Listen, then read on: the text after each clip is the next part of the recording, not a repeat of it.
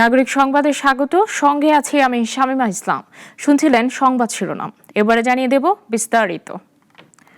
কমিশনের প্রতীকের তালিকায় নেই শাপলা, তবে শাপলা পেতে মরিয়া এনসিপি। শাপলা পেতে বাধা কোথায়, আর শাপলাই কেন চায় এনসিপি? এমন প্রশ্ন এসেছে নানা মত। জাতীয় নাগরিক পার্টি এনসিপি নির্বাচন কমিশনে আবেদন করে জাতীয় ফুল শাপলা প্রতীক চাওয়ার পর থেকে এ নিয়ে পক্ষে বিপক্ষে নানা আলোচনা দেখা গেছে ফেসবুক ও বিভিন্ন সামাজিক যোগাযোগ মাধ্যমে।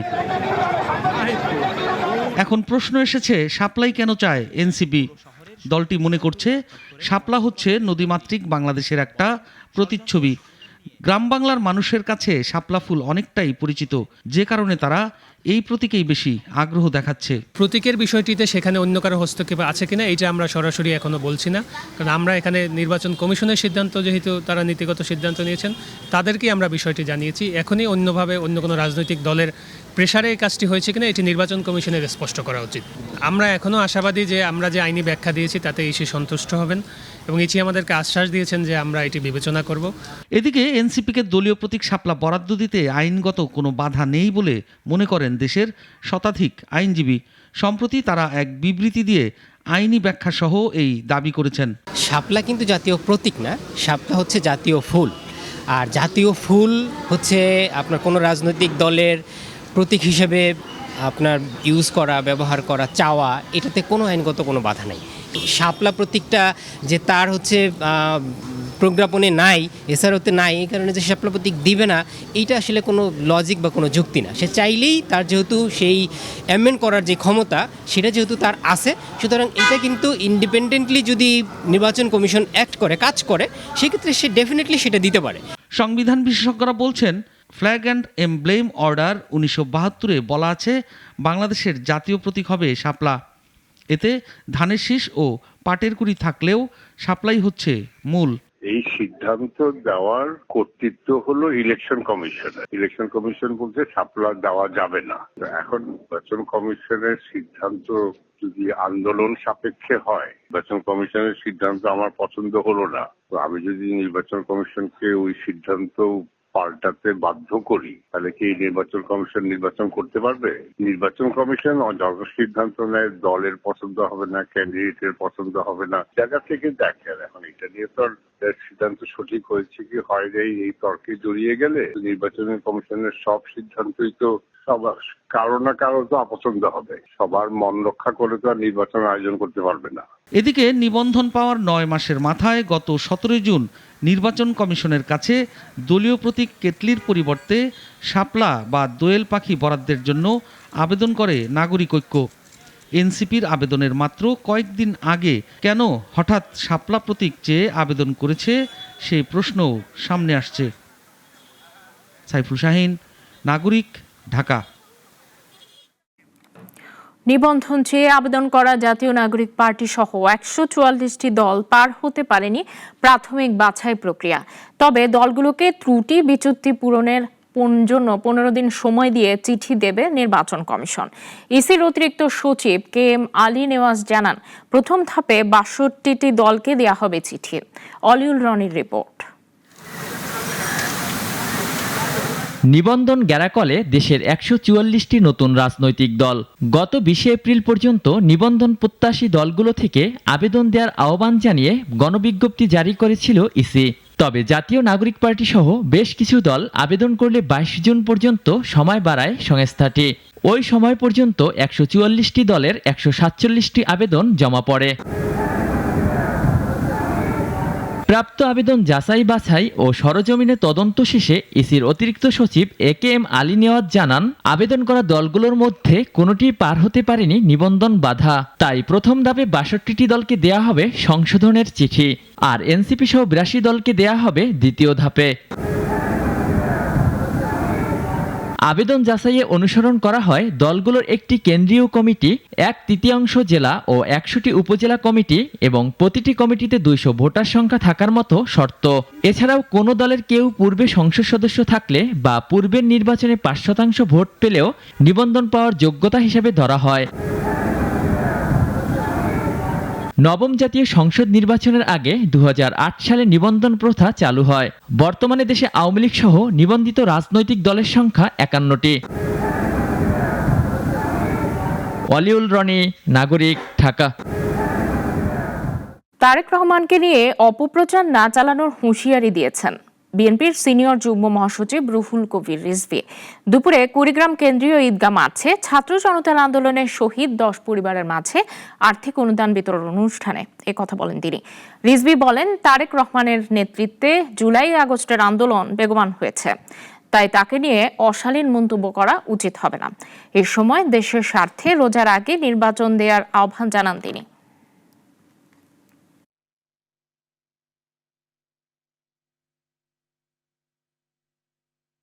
সকল যন্ত্রণা, সকল অত্যাচার, সকল নির্যাতন বুকে ধারণ করে দেশনেত্রী বেগম খালেদা জিয়ার নেতৃত্বে এবং জনাব তারেক রহমানের নেতৃত্বে গণতান্ত্রিক সংগ্রামের যে মাঠ প্রস্তুত হওয়া ছিল, যে পটভূমি রচিত হয়েছিল, সেই পটভূমির উপর জুলাই আগস্টের আন্দোলন বিজয় লাভ করে।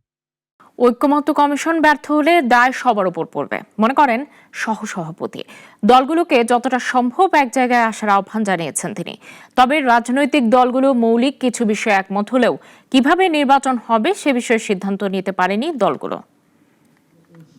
রাজধানীর ফরেস্ট সার্ভিস একাডেমিতে দ্বিতীয় দফায় 14তম দিনে রাজনৈতিক দলের সাথে আলোচনায় বসে জাতীয় ঐক্যমত্য কমিশন। দ্বিকক্ষ বিশিষ্ট জাতীয় সংসদের অসমাপ্ত বিষয় নিয়ে নারী আসনের নির্বাচন পদ্ধতি এবং সংবিধান সংশোধনী ছিল আজকের আলোচ্য সূচিতে। জাতীয় ঐক্যমত্য কমিশনের উপর যে দায়িত্ব অর্পিত হয়েছে তা রাজনৈতিক দলগুলোর উপরও অর্পিত হয়েছে জানিয়ে কমিশনের সহসভাপতি সবাইকে এগিয়ে আসার আহ্বান জানান। কমিশন কোনো আলাদা এন্টিটি নয়, এটা কোনো আলাদা সত্তা না। কমিশন আপনাদের আমাদের সকলের অংশীদার। ফলে যদি আমরা কোথাও কোথাও ব্যর্থ হই, সে ব্যর্থতা আমাদের সকলের, কমিশনের একার নয়। বিএনপি বলছে তারা একমত হতে পারছে না আনুপাতিক হারে নির্বাচন পদ্ধতিতে। তাদের প্রস্তাব কমিশন এখন সিদ্ধান্ত নেবে। এখানেও আমরা যে আইডিয়ার কারণে যে কন্ট্রিবিউশন নেয়ার জন্য আমরা এই প্রস্তাবটা করেছিলাম আপার হাউস প্রতিষ্ঠার, সেই জায়গাতেই আমরা আছি। কমিশন বলেছে যে তাদের একটা মতামত বা সিদ্ধান্ত পরবর্তী দিনে তারা জানাবেন। তো জানালে পরে তখন আমরা তারা কি বললেন তার উপর ভিত্তি করে আমরা আবার কথা বলতে পারবো। আর জামায়াত বলছে দুই একটি দলে অবশ্য কিছু আসে যায় না, 2/3 সমর্থন থাকলে তা পাশ হওয়ার কথা। মেজরিটি জনগণের প্রতিনিধিত্বমূলক যে দলগুলো আছে তার ভিতরে বেশি সংখ্যক দলেই পিআর পদ্ধতিকেই সাপোর্ট দিচ্ছে।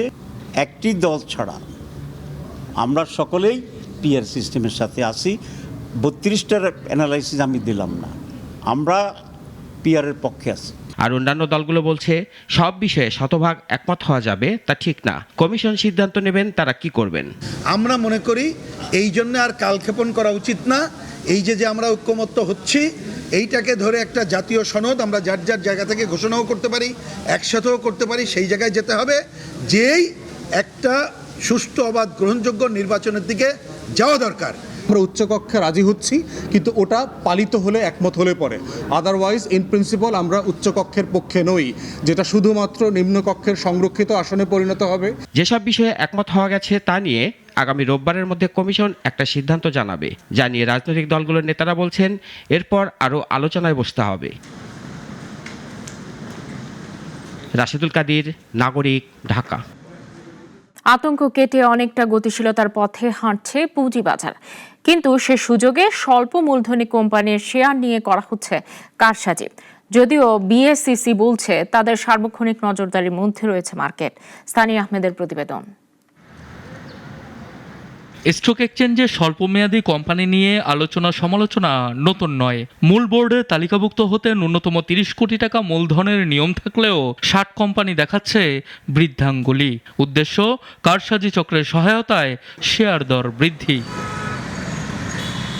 মাত্র 3 কোটি টাকা মূলধনের ফার্মা এইডের শেয়ার দর গেল কয়েকদিনে 456 টাকা থেকে বেড়ে 556 টাকায় পৌঁছেছে।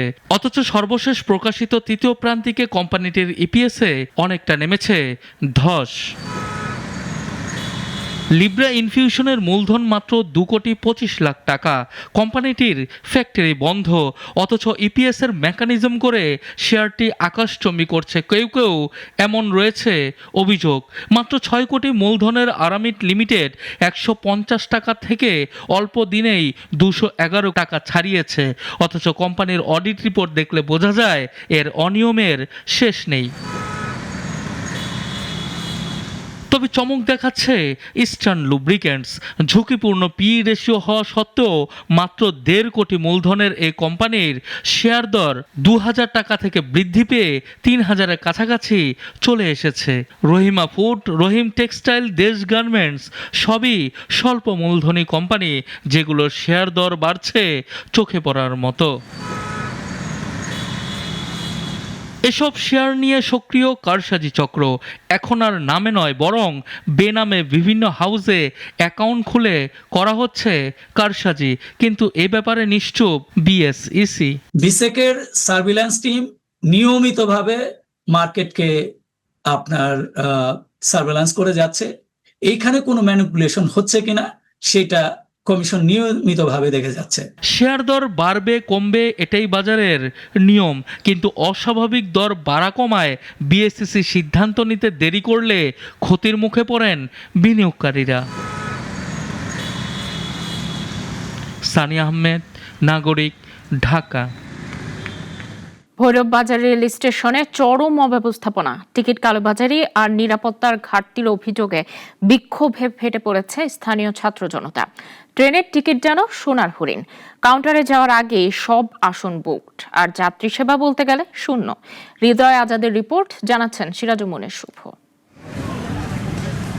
রেল স্টেশন মানেই যাত্রী সেবা, তবে ভৈরব বাজার জংশনের একেবারেই উল্টো অবস্থা। স্টেশনটি এখন হয়ে উঠেছে সন্ত্রাসীদের আড্ডার জায়গা। প্রতিনিয়ত ঘটছে টিকিট কালোবাজারির ঘটনা। কাউন্টারে পৌঁছানোর আগেই শেষ হচ্ছে টিকিট, অথচ বাইরে মিলছে দ্বিগুণ দামে।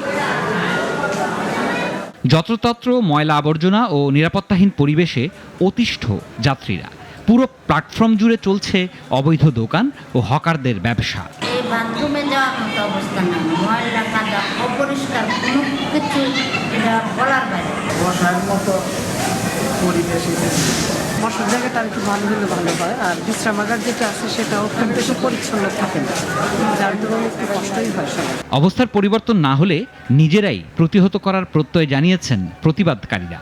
মাননীয় যতটুকু করা দরকার বড়, আর এই ক্ষেত্রে যদি না করা হয়, আমরা যে ছাত্র সমাজ আছে তারা আমরা জোরালোভাবে এর জন্য আমরা প্রতিরোধ গড়ে তুলবো এবং আমরা জোরালোভাবে এটা ভেঙে দিতে যাচ্ছি।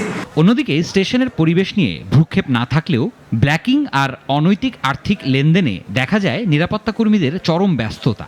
অনিয়ন্ত্রিত এই পরিবেশে তাই স্টেশন চত্বরেই হকারদের হেনস্থার শিকার হচ্ছেন নারী ও সাধারণ যাত্রীরা। টিকিট কালোবাজারি বন্ধের ক্ষেত্রে যদি আমার বরাবর স্থানীয় সুশীল সমাজ এবং রাজনৈতিক নেতৃবৃন্দগুলো যদি আগে আসে, তাহলে আমাদের ক্ষেত্রে এই নিয়ন্ত্রণ করাটা অনেক সহজ হয়ে যাবে। শুধুমাত্র একা রেল কর্তৃপক্ষ বা রেল স্টেশন কর্তৃপক্ষের পক্ষে এইটা আমাদের পক্ষে নির্মূল করা আমি মনে করি না সম্ভব। কারণ হিসেবে লোকবল সংকটের অজুহাত টানলেন স্টেশনের নিরাপত্তার দায়িত্বে থাকা এই কর্তা। যদিও শৃঙ্খলা রক্ষায় নানা উদ্যোগ নেওয়ার কথা বললেন প্রশাসনের এই শীর্ষকর্তা। রেলে চলাচলের ক্ষেত্রে সেটা টিকিট সংক্রান্ত হতে পারে বা সেখানে নিরাপত্তা সংক্রান্ত হতে পারে, সেক্ষেত্রে আমরা নির্দিষ্ট অভিযোগের ভিত্তিতে আমাদের যেটা আইনের ভিতরে থেকে করণীয় আমরা সেভাবে আমাদের আইন প্রয়োগ করব, এবং যাতে যাত্রী সাধারণ কোনো ধরনের হয়রানির শিকার না হয় আমরা সেটা নিশ্চিত করব ইনশাল্লাহ। শুধু মুখের কথা নয়, স্টেশনের শৃঙ্খলা ফেরাতে মোবাইল কোর্ট পরিচালনার পাশাপাশি রাজনৈতিক মহল সহ রেলওয়ের ঊর্ধ্বতন কর্তৃপক্ষের কার্যকরী তদারকির দাবি যাত্রী ও স্থানীয়দের। সিরাজুমনির শুভ, নাগরিক। আন্দোলন করে অবসর, বরখাস্ত, বদলি ও তদন্ত আতঙ্ক চলছে এনবিআরে। ফলে আন্দোলন যেন গলার কাঁটা হয়ে দাঁড়িয়েছে রাজস্ব প্রশাসনের কর্মীদের জন্য। মঙ্গলবারও বরখাস্ত হয়েছেন 8 কর্মকর্তা। ব্যবসায়ীরা বলছেন, সেবা বন্ধ রেখে আন্দোলন যেমন তারা সমর্থন করেননি, আবার শুদ্ধি অভিযানের নামে যাতে রেশারেশি নতুন করে তৈরি না হয়, সরকারকে সেদিকে সজাগ থাকতে হবে। সাইদ আরমানের রিপোর্ট।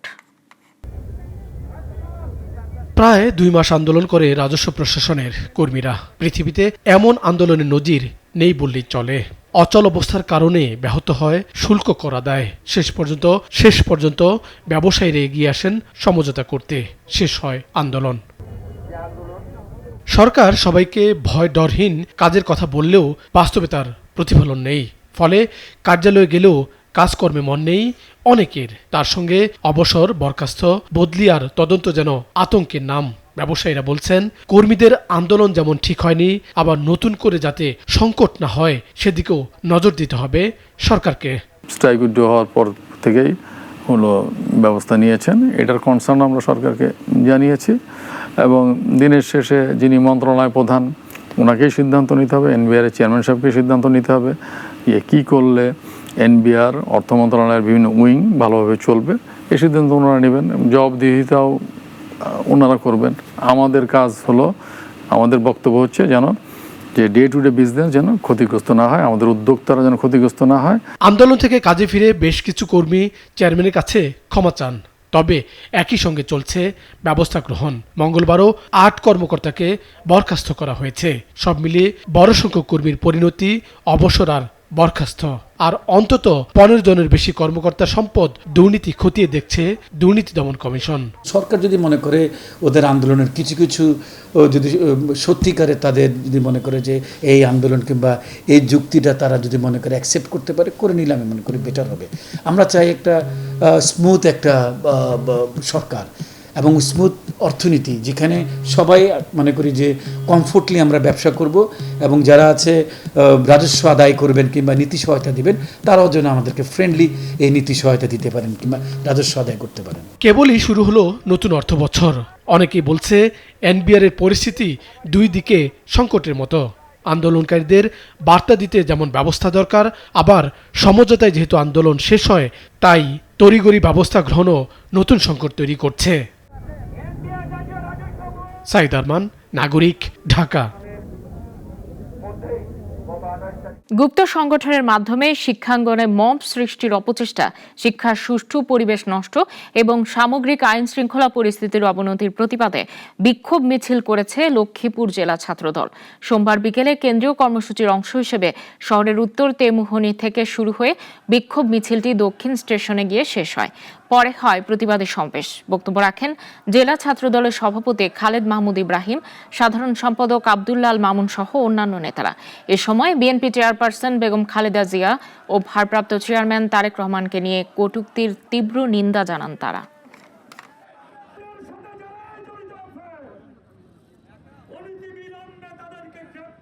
ভালুকায় একই পরিবারের 3 সদস্যকে হত্যার ঘটনায় নিহত ময়নার দেবর নজরুল ইসলামকে আসামি করে মামলা হয়েছে। নিহতের বড় ভাই বাদী হয়ে নজরুল সহ অজ্ঞাত আরও 2 জনকে আসামি করেছেন। এরই মধ্যে গ্রেফতার হয়েছেন প্রধান আসামি নজরুল। বরকতুল্লাহ রিপোর্ট, জানাচ্ছেন সিরাজুমনের শুভ। ময়মনসিংহের ভালুকায় 2 সন্তানসহ নারীকে গলা কেটে হত্যার ঘটনায় তার দেবরকে আসামি করে মামলা হয়েছে। রাতে নিহত নারীর বড় ভাই জহিরুল ইসলাম বাদী হয়ে মামলাটি করেন। এরই মধ্যে গ্রেপ্তার হয়েছেন প্রধান আসামি নজরুল।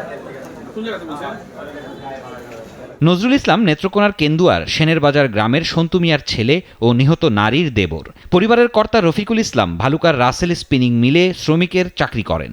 ওই ভাড়া বাসার 2টি রুমে স্ত্রী, সন্তান ও ছোট ভাই নজরুল ইসলামকে নিয়ে বসবাস করতেন তিনি।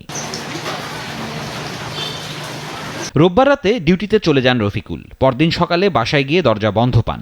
পরে বাসার মালিককে নিয়ে তালা ভেঙে 2 সন্তান ও স্ত্রীর গলাকাটা লাশ দেখতে পান তিনি। রফিকুল জানান, নজরুল গাজীপুরের একটি হত্যা মামলার আসামি হয়ে 2 বছর ধরে জেলে ছিলেন। 2.5 মাস আগে 40,000 টাকা দেনা করে তাকে ছাড়িয়ে এনেছেন। এরপর ভাইকে নিয়েই একসঙ্গে বসবাস করতেন। আমি আপনার নাইট করে সকালে দেখি যে জামাই কাটাকুটি করতেছে, যে বাদের তালা ভাঙছে, বাংলার মালিক হয়েছে, যে জামাই কানতেছে আর বাদে যে মরা দেখো। ওসি হুমায়ুন কবির জানান, মূল আসামি ধরা পড়েছে, বাকিদের ধরতেও চেষ্টা চলছে। আসামি যিনি দেবর ছিলেন ওনাকে আসামি করা হয়েছে, এই মামলা অন্তর্ভুক্ত করা হয়েছে। আমরা দ্রুততম সময়ের ভিতরে এই মামলার রহস্য উদ্ঘাটন সহ। ঘটনার পর থেকেই এলাকায় বিরাজ করছে থমথমে নীরবতা। হত্যাকারীর দ্রুত বিচার দাবি করেছেন স্থানীয়রা। সিরাজুমনির শুভ, নাগরিক। বঙ্গোপসাগরে বাংলাদেশের জলসীমায় অনুপ্রবেশ করে মাছ ধরার সময় ৩৪ ভারতীয় জেলেকে আটক করেছে নৌবাহিনী। এ সময় ভারতীয় মালিকানাধীন দুটি ফিশিং ট্রলারও জব্দ করা হয়। ট্রলার দুটিতে ইলিশ সহ বিভিন্ন প্রজাতির কয়েকশো কেজি সামুদ্রিক মাছ পাওয়া যায়। এসব মাছ নিলামে বিক্রি করা হয়েছে। জব্দ করা ট্রলার ও আটক জেলেদের মোংলা থানায় হস্তান্তর করেছেন নৌবাহিনীর সদস্যরা। টানা কয়েকদিনের বৃষ্টিতে দেশের সর্ববৃহৎ স্থলবন্দর বেনাপোল কাস্টম হাউস এলাকায় জলাবদ্ধতা দেখা দিয়েছে। এতে কাস্টমস হাউস ও আশপাশের এলাকা হাঁটু সমান পানিতে তলিয়ে গেছে। ফলে বাধ্য হয়ে পানি মারিয়ে অফিস করছেন সংশ্লিষ্টরা। বন্দরে রাখা আমদানি রপ্তানির পণ্য পানিতে ভিজে ক্ষতিগ্রস্ত হচ্ছে। সংশ্লিষ্টরা জানান, ড্রেনেজ ব্যবস্থা সংস্কার না করায় এই দুরবস্থা। দ্রুত পানি নিষ্কাশনের ব্যবস্থা নেওয়ার দাবি তাদের। এবারে খেলার খবর। আগামীকাল সন্ধ্যায় কলম্বোর রানা সিংহে প্রেমাদাসা স্টেডিয়ামে সফরের শেষ ম্যাচে শেষ টি-20 খেলতে নামবে বাংলাদেশ দল। ক্যান্ডি ডাম্বুলা মিলিয়ে 1-1 সমতায় থাকা সিরিজটি জেতার সুযোগ টাইগারদের থাকছে। প্রথম টি-20তে হারের পর 3 পরিবর্তন নিয়ে মাঠে নেমেছিল বাংলাদেশ। আলোচনা হচ্ছে বাংলাদেশ সিরিজের শেষ টি-20তে উইনিং কম্বিনেশন ধরে রাখবে না পরিবর্তন আনবে। এমন অবস্থায় বাংলাদেশ দলের সিনিয়র সহকারী কোচ মোহাম্মদ সালাউদ্দিন জানিয়েছেন, তাদের বিলাসিতা করার কোনো সুযোগ নেই।